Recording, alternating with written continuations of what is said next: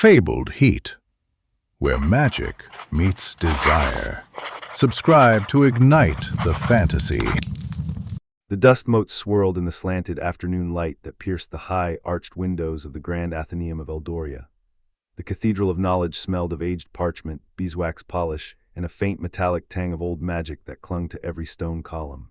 Ilara Vanya, archivist third class, was deep in the restricted section, my fingertips tracing the embossed sigils on a folio bound in skin like leather that pulsed faintly under my touch. The vellum was cool against my palm, the ink a deep violet that seemed to drink the light. I could hear the soft rustle of distant pages, the echo of a librarian's footfall on marble, and the low hum of ancient wards that kept the most dangerous tomes sealed.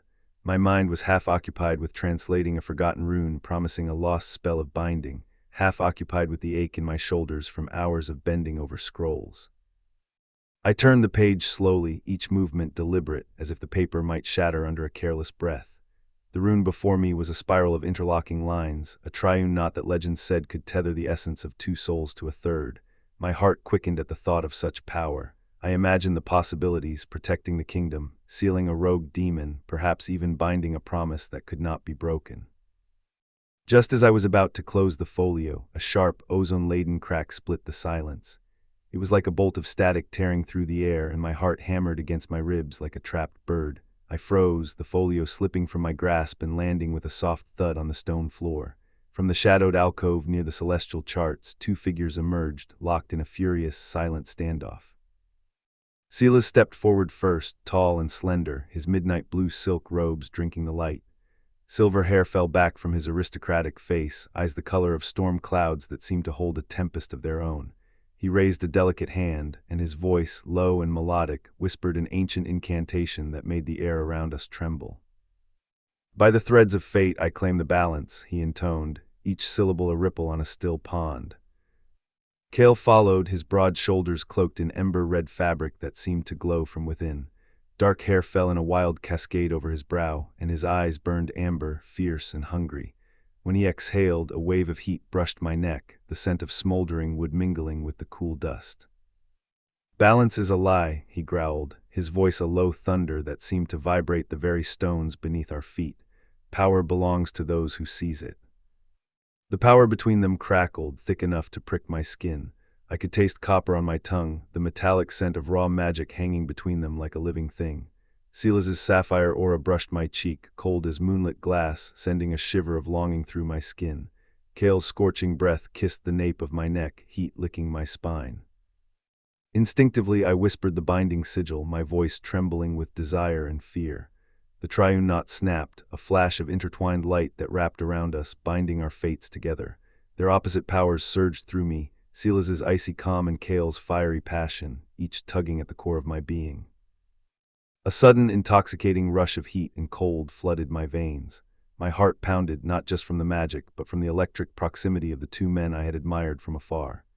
Silas's hand found my wrist, his touch featherlight yet firm, his thumb tracing the line of a scar I had hidden for years. Cale's other hand slipped around my waist, his grip possessive, his breath hot against my ear as he whispered, "Feel the fire, Ilara, let it consume you." The world narrowed to the thrum of their powers and the ache blossoming in my chest. I was caught between the chill of a moonlit promise and the blaze of a forbidden kiss. In that suspended moment, I realized the true question was not which fire would claim my first kiss, but which would set my soul alight forever. The binding light faded, leaving a faint luminescence that clung to the edges of the marble floor like a veil. Silas lowered his hand, his eyes never leaving mine. "You have bound us, Ilara," he said, his voice softer now, as if he were speaking to a secret only the stones could hear. "Do you understand what you have done?" I swallowed, feeling the scar on my wrist throb in rhythm with the echo of his words. I thought the rune was a safeguard," I managed, my throat dry. "I never imagined it would." "Bind us," Cale finished, his grin a flash of ember in the dim light. "And now we are yours to command or yours to resist." A laugh, low and incredulous, escaped me. "Command, resist. I am an archivist, not a queen. I have spent my life cataloging the histories of others, not living my own." Silas stepped closer, the chill of his aura wrapping around my shoulders like a cloak. "Then let us write a new chapter together," he murmured, his breath a whisper of frost on my ear. one where you are not merely the keeper of knowledge, but the keeper of something far more potent.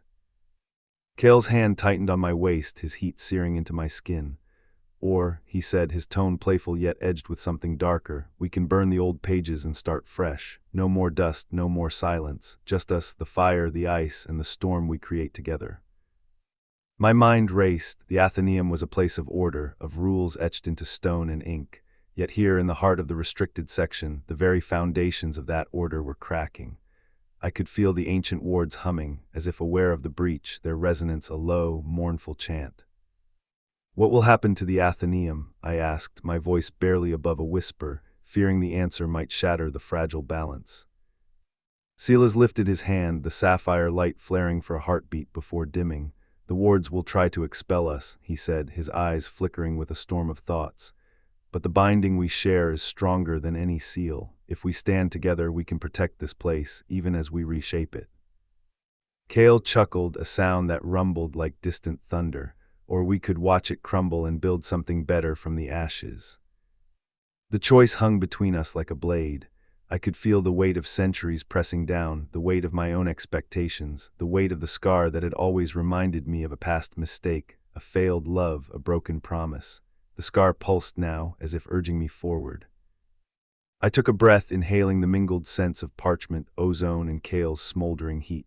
I exhaled, letting the coolness of Silas's aura settle over me like a sigh. "If we are bound," I said, my voice steadier than I felt, "then we must decide together. I will not be a pawn in a game I do not understand." Silas inclined his head, a faint smile curving his lips. "Wise beyond your years, Alara." Kale's grin widened, his eyes alight with a fierce joy. "Then let us begin," he declared, stepping back to give us space. We stood in a circle, the triune knot still glowing faintly at our feet, a symbol of our intertwined destinies. I felt the magic thrumming through the stone, through the air, through my own blood. It was as if the very world held its breath, waiting for the next sentence of our story. "Teach me," I said, turning to Silas first. "Teach me the language of ice, the way you read the stars in a frozen night." He placed a hand over my heart, his fingers cool as moonlight. "Close your eyes," he instructed. "Feel the rhythm of the world, the pulse of the unseen. Let the chill settle into your bones, and you will hear the whispers of the ancient winds." I obeyed, and a wave of cold washed over me, not painful but profound. Images flickered behind my closed lids, snow-capped peaks, constellations reflected in crystal, the soft sigh of a winter night. I felt a clarity I had never known, a stillness that steadied my racing thoughts. When I opened my eyes, Silas was watching me with a tenderness that made my throat tighten. "You have the gift," he said softly. "Now let us see if you can wield it." He raised his hand, and a thin filament of ice spiraled from his fingertip, curling around my wrist like a delicate bracelet. It was cold, but not biting. It sang with a quiet resonance that matched the beat of my heart. "Hold it," he whispered. "Feel its weight, its purpose." I grasped the icy filament, and a surge of power surged through me, a blend of my own latent magic and his ancient mastery. The sensation was exhilarating, like stepping onto a frozen lake for the first time and feeling the ice hold you steady. Kale, meanwhile, stepped forward, his ember-red cloak flickering as if alive. "Now," he said, his voice a low rumble, "let the fire speak." He lifted his hand, and a flame ignited at his palm, bright and fierce, yet it did not burn. It danced in a perfect circle, casting warm light on the stone walls. He pressed the flame to my other wrist, and the heat seeped into my skin, a contrast to Silas's chill. "Feel the heat," Kale urged. "Let it awaken the parts of you that have been dormant." The fire was a living thing, pulsing with a rhythm that matched my own heartbeat. It was not destructive. It was a promise of transformation, of passion unbound.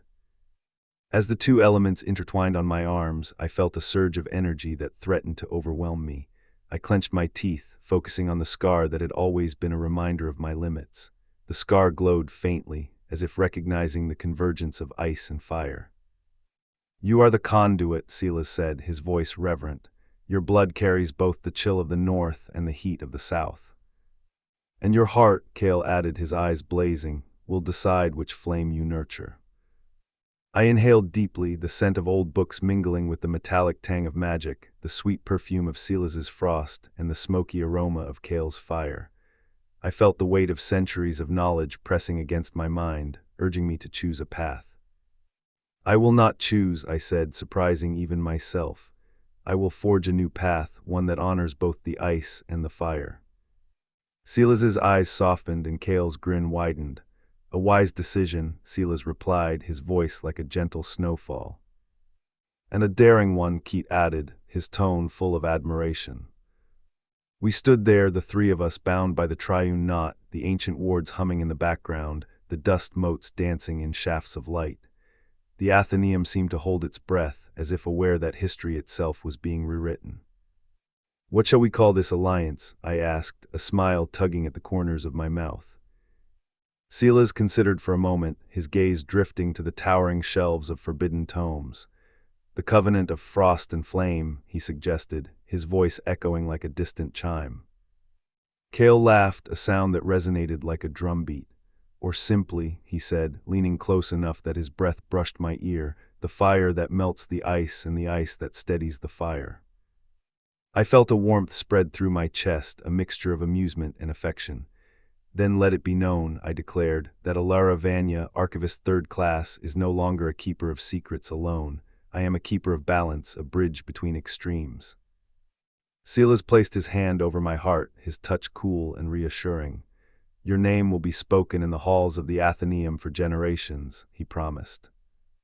Kale wrapped his arm around my shoulders, his grip firm yet gentle, and I will make sure the world remembers the fire that never burns out. The binding light of the Triune knot flared one last time, sealing our pact. The ancient wards, sensing the shift, emitted a low, resonant chord that seemed to approve, or perhaps to warn. I felt the stone beneath my feet vibrate, as if the very foundation of the Athenaeum recognized the new order. We walked together through the aisles, the scent of old parchment guiding us like a familiar friend. Silas led me to a hidden alcove where a crystal prism refracted the light into 1,000 colors, each hue representing a different strand of magic. He showed me how to channel the ice through the prism, creating patterns that could store memories. Every crystal can hold a story, he explained, his voice a soft echo, and every story can be preserved if we know how to bind it. Kale, meanwhile, demonstrated how fire could be used to illuminate hidden texts without damaging them. He held a flame above a scroll, and the heat revealed ink that had faded with time, the letters shimmering like gold. Knowledge is not meant to be hidden, he said, his eyes alight with excitement. It is meant to be shared to ignite minds. As the day turned to dusk, the grand windows of the Athenaeum filled with a violet twilight, the sky outside mirroring the ink of the folio I had first examined. I felt a profound sense of belonging, as if the dust motes themselves were dancing in celebration. Later, in the quiet of the archivist's quarters, I sat at my desk, the Triune knot still faintly glowing on the floor beside me. I opened a fresh folio, its pages blank and waiting. Silas entered, his robes rustling softly, and placed a single feather of silver on the page. Begin, he said, his voice a promise. Kale followed, his ember-red cloak trailing a faint scent of cinnamon. He knelt beside me, his hand resting on my shoulder. Write your own spell, he urged, one that binds not just us but the world around us. I dipped my quill into ink that seemed to shift between violet and amber, a mixture of their essences. As I wrote, the words formed a new rune, one that combined the elegance of ice with the vigor of fire. The rune pulsed, a living symbol that sang of balance, of partnership, of love forged in the crucible of opposites. When I finished, I held the page aloft. The rune glowed, casting a soft light that bathed the room. Silas stepped forward, his hand hovering over the rune, and whispered a line of ancient verse. Kale added his own chant, a low hum that resonated with the fire within him. Together we sealed the rune, and the light burst outward, filling the chamber with a cascade of colors that seemed to rewrite the very air. In that moment I understood that the true power of the Triune knot was not merely to bind two forces, but to create a space where they could coexist, where love could be both cool and hot, gentle and fierce. It was a promise that the Athenaeum would no longer be a silent tomb of forgotten knowledge, but a living library where magic and scholarship walked hand in hand. As the light faded, Silas turned to me, his eyes reflecting the stars beyond the windows. You have become more than an archivist, Alara. You are a conduit, a creator. Kale smiled, his amber gaze warm, and you have given us purpose beyond our own ambitions. Together, we will rewrite history. I felt tears prick at the corners of my eyes, not from sorrow but from a deep, resonant joy. I reached out, taking both of their hands, feeling the contrast of ice and fire against my skin. "Then let us begin," I said, my voice steady, my heart full. "Let us write a story that will be told for ages, a story of balance, of love, of the fire that melts the ice and the ice that steadies the fire." The three of us stood together, the triune knot glowing softly beneath our feet, the Athenaeum humming with renewed life. Outside, the night sky deepened, stars twinkling like the ink of the ancient folios. Inside, the future unfolded, a tapestry woven from frost and flame, bound by a woman who dared to step beyond the shadows of dust and into the light of her own destiny.